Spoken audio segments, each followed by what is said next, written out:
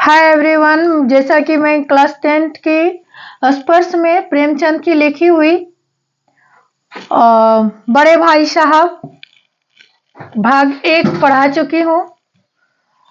तो प्रेमचंद की लिखी हुई बड़े भाई साहब, जन्म उनका 1880। तो बड़े भाई साहब का अब पाठ प्रवेश तक मैं पढ़ा चुकी हूँ, अब उससे आगे पढ़ाऊंगी।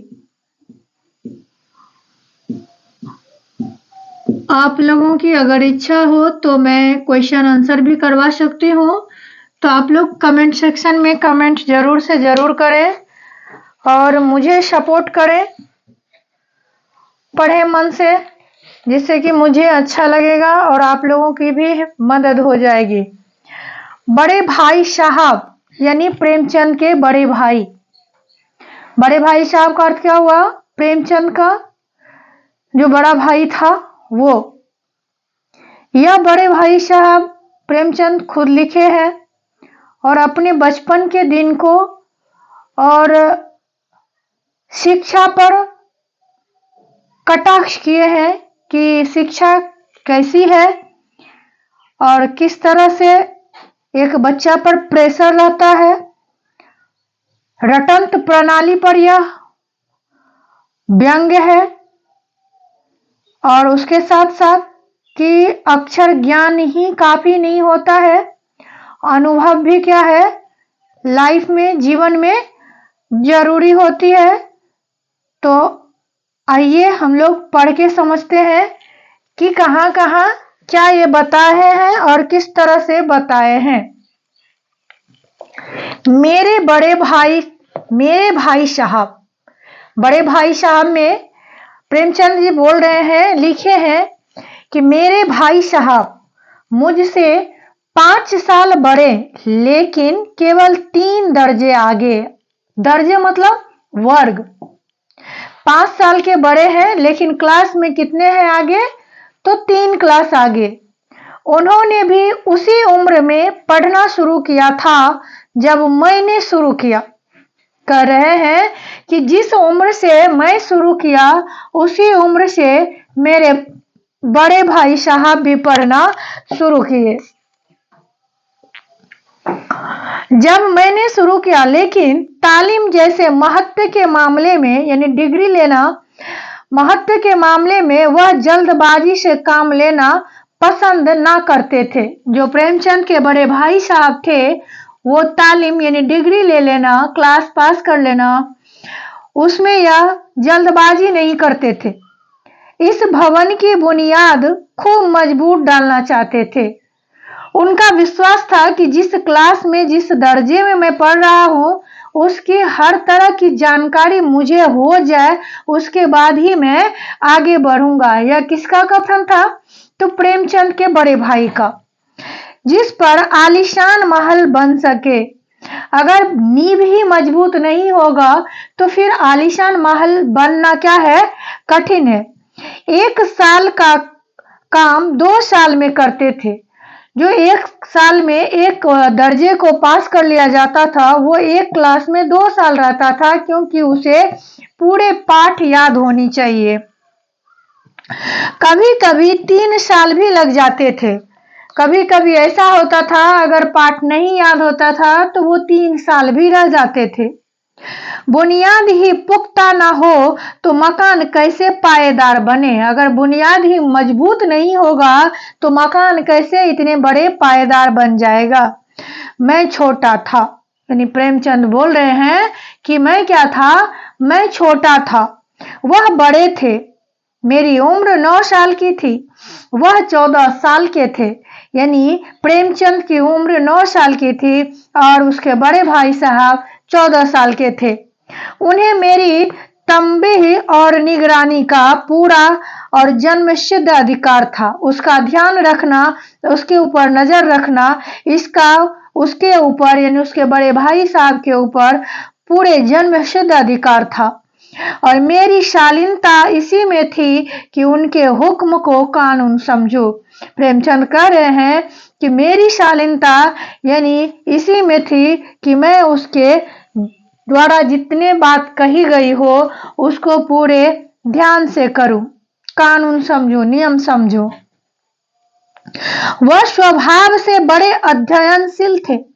उसके जो भाई थे वो बड़े ही पढ़ाकू थे, यानी पढ़ते रहते थे, हरदम किताब खोले बैठे रहते और शायद दिमाग को आराम देने के लिए कभी कॉपी पर किताब के हाशियों पर चिड़ियों, कुत्तों, बिल्लियों की तस्वीरें बनाया करते थे। जो किताब के फर्स्ट पेज होता है उस पे वो चित्र बनाते रहते थे। कभी कभी एक ही नाम या शब्द या वाक्य 10-20 बार लिख डालते। कभी एक शेर को बार बार सुंदर अक्षरों में नकल करते। जब उनका पढ़ते पढ़ते मन ऊब जाता तो कभी किताब के जिल्द पे तो कभी वो एक ही वाक्य को 10 बार 20 बार लिखते, मन को बहलाते रहते थे। कभी एक शेर को बार बार सुंदर अक्षरों में नकल करते, एक शायरी लिख करके उसको बार बार उसी को रिपीट करते। कभी ऐसी शब्द रचना करते जिसमें ना कोई अर्थ होता ना कोई सामंजस्य। ऐसे शब्द का निर्माण कर देते कि ना ही उसका कोई अर्थ होता था ना ही किसी उसको एक दूसरे में मेल। मसलन एक बार उनकी कॉपी पर मैंने यह इबारत देखी, स्पेशल अमीना भाइयों भाइयों दरअसल भाई भाई। वह तब एक बार देखा प्रेमचंद कि वहां पे लिखा है कि अमीना भाइयों भाइयों दरअसल भाई भाई। राधे श्याम श्रीयुक्त राधे श्याम 1 घंटे तक इसके बाद एक आदमी का चेहरा बना हुआ था। ये सारे चीजें उसके भाई देख लिया। कौन? तो प्रेमचंद। मैंने बहुत चेष्टा की कि इस पहेली का कोई अर्थ निकालूं, लेकिन असफल रहा और उनसे पूछने का साहस न हुआ। वह 9वीं जमात में थे, मैं 5वीं में। उनकी रचनाओं को समझना मेरे लिए छोटा मुंह बड़ी बात थी, क्योंकि मैं छोटा क्लास में था और मेरा भाई किस क्लास में था? 9वीं में। तो इसलिए 9वीं क्लास को 5 क्लास में समझना क्या है? भारी है। तो यही बात वो बता रहे थे। मेरा जी पढ़ने में बिल्कुल ना लगता था। प्रेमचंद कह रहे हैं कि उसका मन कब पढ़ने में बिल्कुल नहीं लगता था। 1 घंटा भी किताब लेकर बैठना पड़ता था। मौका पाते ही हॉस्टल से निकलकर मैदान में आ जाता। जब 1 घंटा के लिए भी उनको पढ़ने के लिए बैठना पड़ता तो वो मौका का तलाश में रहता और निकल करके कहाँ? हॉस्टल के मैदान में चला जाता और कभी कंकरियां उछालता, कभी कागज की तितलियां उड़ाता और कहीं कोई साथी मिल गया तो पूछना ही क्या। ये बदमाश स्वभाव के, चंचल स्वभाव के थे। जब इन्हें दोस्त मिल जाता तब क्या बात थी कि ये रुक पाता, ये भाग जाता खेलने। कभी 4 दीवारी पर चढ़कर नीचे कूद रहे हैं। कभी ये क्या करता था? 4 दीवारी पे चढ़ जाता फिर वहां से नीचे कूद जाता। कभी फाटक पर सवार, कभी जो गेट का फाटक होता है खुलने वाला, आजकल तो ग्रिल का प्रयोग होने लगा है, पहले वो जिसका बांस से बत्ती से बना हुआ रहता था उस फाटक पे सवार हो जाता था। उसे आगे पीछे चलाते हुए मोटर कार का आनंद उठा रहे हैं। कभी उसको आगे की तरफ ले जाता, कभी पीछे की तरफ। लेकिन कमरे में आते ही भाई साहब का वह रुद्र रूप देखकर प्राण सूख जाते। जब इतने क्रीड़ाएं करके वो वापस आते तो भाई का जो गुस्सा वाला रूप देखते थे तो ये पूरा डर जाता था। उनका पहला सवाल यह होता, कहाँ थे? हमेशा यही सवाल इसी ध्वनि में हमेशा पूछा जाता था और इसका जवाब मेरे पास केवल मौन था। जब भाई साहब के द्वारा पूछा जाता था कि तुम कहाँ थे तो प्रेमचंद हमेशा ही चुप रहता था। ना जाने मेरे मुंह से यह बात क्यों ना निकलती कि जरा बाहर खेल रहा था। मेरा मौन कह देता था कि मुझे अपना अपराध स्वीकार है। कह रहे हैं कि मैं जो चुप रहता था तो यह कह रहा है कि मैं जो अपराध किया हूँ, जो गलती किया हूँ, वो मुझे स्वीकार है और भाई साहब के लिए उसके सिवा और कोई इलाज ना था। किसने और रोष से मिले हुए शब्दों में मेरा सत्कार करे, प्यार से और गुस्सा से भरे हुए शब्दों से उनका सत्कार करे। इस तरह अंग्रेजी पढ़ोगे तो जिंदगी भर पढ़ते रहोगे और एक हर्फ ना आएगा। उसके बड़े भाई साहब बोल रहे हैं प्रेमचंद से कि अगर इस तरह से तुम अंग्रेजी पढ़ोगे तो जीवन भर पढ़ते ही रह जाओगे, एक अक्षर भी नहीं सीख पाओगे। अंग्रेजी पढ़ना कोई हंसी खेल नहीं है कि जो चाहे पढ़ ले। कह रहे हैं कि जो अंग्रेजी इतना आसान नहीं है, हंसी खेल नहीं है कि जो चाहेगा वो पढ़ लेगा। नहीं, एरा गैरा नत्थु खेरा सभी अंग्रेजी के विद्वान हो जाते। अगर अंग्रेजी इतनी आसान होती तो लोग क्या होते, अरे गरे सब नत्थु खेरा, यानी जो कुछ भी नहीं जानता है वह भी अंग्रेजी के विद्वान हो जाते। यहाँ रात दिन आंखें फोड़नी पड़ती है और खून जलाना पड़ता है। कह रहे हैं कि अंग्रेजी सीखने के लिए रात दिन पढ़ना पड़ता है, अपने खून को जलाना पड़ता है, तब कहीं यह विद्या आती है, तब जाके यह विद्या आ पाती है। और आती क्या है, हाँ, कहने को आ जाती है। यानी इतनी मेहनत के बाद भी पूर्ण रूप से अंग्रेजी नहीं आ पाती है, बस कहने भर के लिए आ जाती है। कौन कह रहे हैं? बड़े भाई साहब। किससे कह रहे हैं? तो प्रेमचंद से। बड़े विद्वान भी शुद्ध अंग्रेजी नहीं लिख सकते। कहते हैं कि जो बड़े बड़े विद्वान होते हैं वह भी शुद्ध अंग्रेजी नहीं लिख सकते। बोलना तो दूर रहा, जब लिख ही नहीं पाते हैं तो बोल क्या पाएंगे।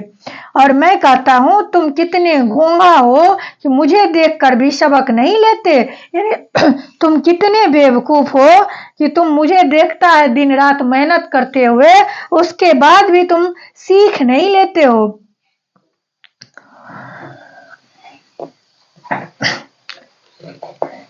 मैं कितनी मेहनत करता हूँ यह तुम अपनी आंखों से देखते हो।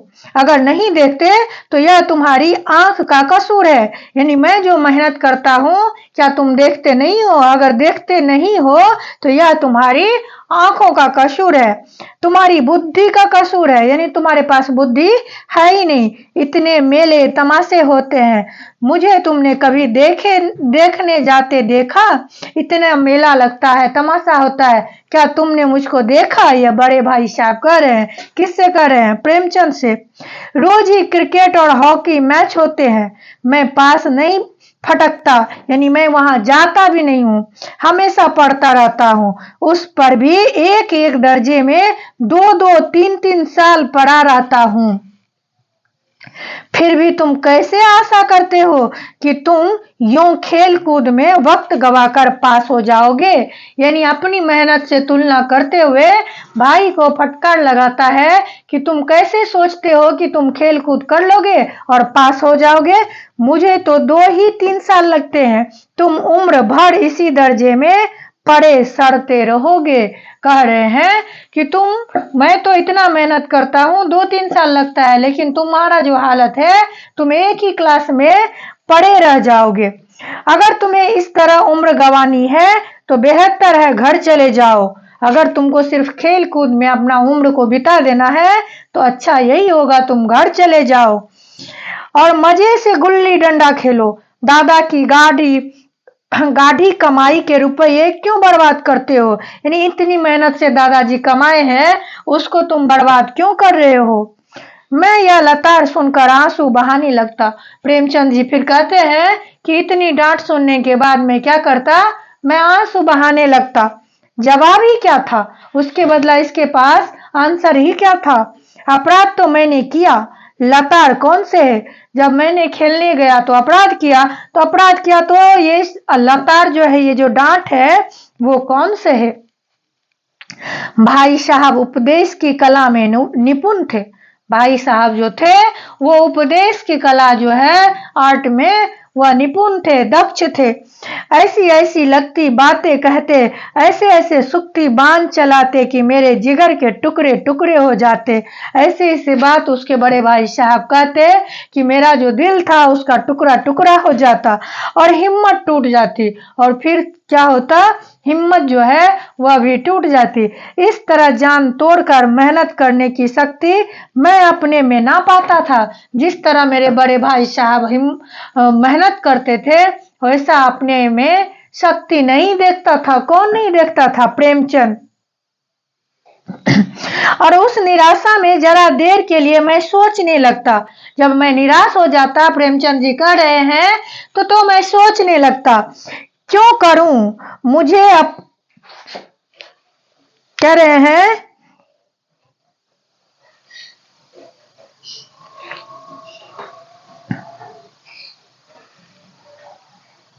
इस तरह जान तोड़कर मेहनत करने की शक्ति मैं अपने में ना पाता था। और उस निराश में जरा देर के लिए मैं सोचने लगता, क्यों ना घर चला जाऊं।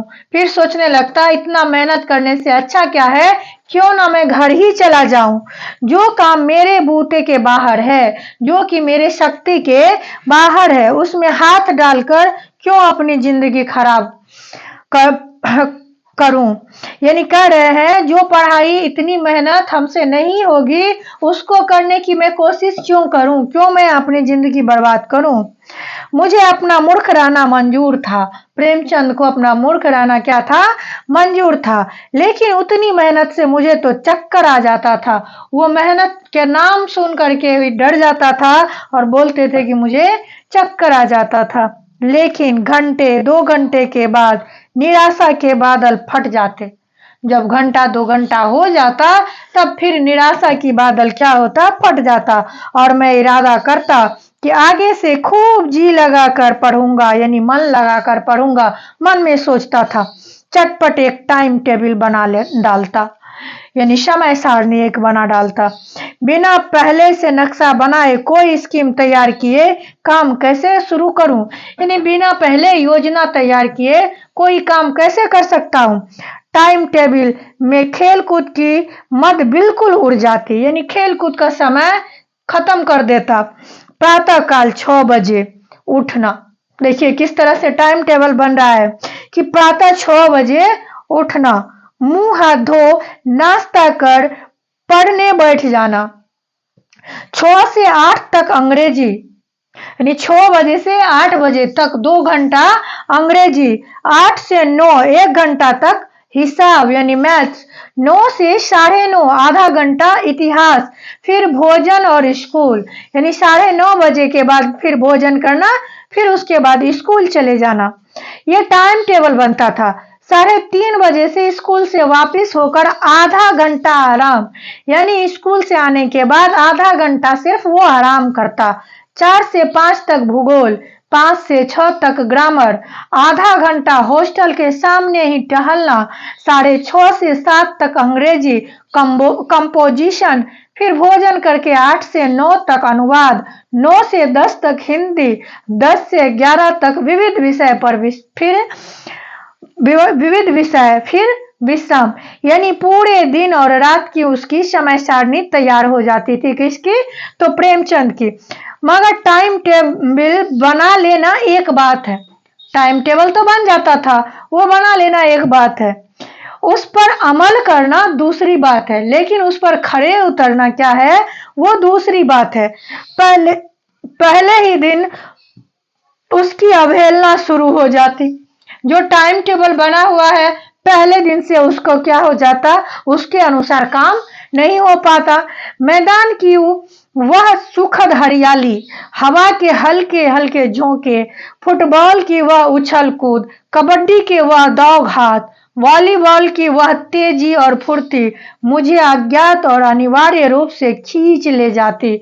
जब टाइम टेबल के अनुसार कार्य करना शुरू करते तो इसको वो घास का मैदान, वो खेत वाला खेलने वाला जगह, वो उछल कूद, वो वॉलीबॉल, यानी तरह तरह की खेल इसके दिमाग में आना शुरू हो जाता। और वहां जाते ही मैं सब कुछ भूल जाता।